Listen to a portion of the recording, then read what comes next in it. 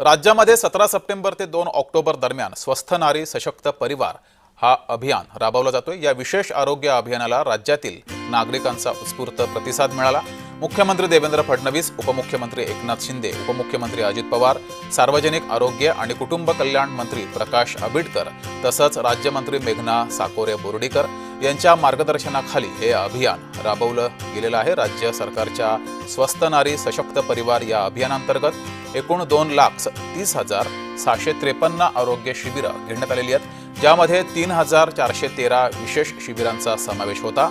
या शिबिरांमध्ये तब्बल 1,08,59,000हून अधिक नागरिकांची तपासणी केली गेली।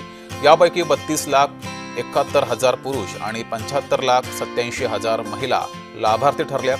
या शिबिरामध्ये महिलांच्या असंसर्गजन्य आजार, उच्च रक्तदाब, मधुमेह, कर्करोग, क्षयरोग आणि रक्तदाब तपासणी, गर्भवती महिलांची तपासणी, बालकांचं लसीकरण, पोषण याबाबत मार्गदर्शन आणि समुपदेशन केलं गेलं। याशिवाय रक्तदान शिबिरे, निक्षय मित्र नोंदणी मोहीम, आयुष्मान कार्ड वितरण तसंच प्रधानमंत्री मातृवंदना कार्ड वितरण आणि अंगणवाडी केंद्रामार्फत पोषण जनजागृती उपक्रम राबवण्यात आले।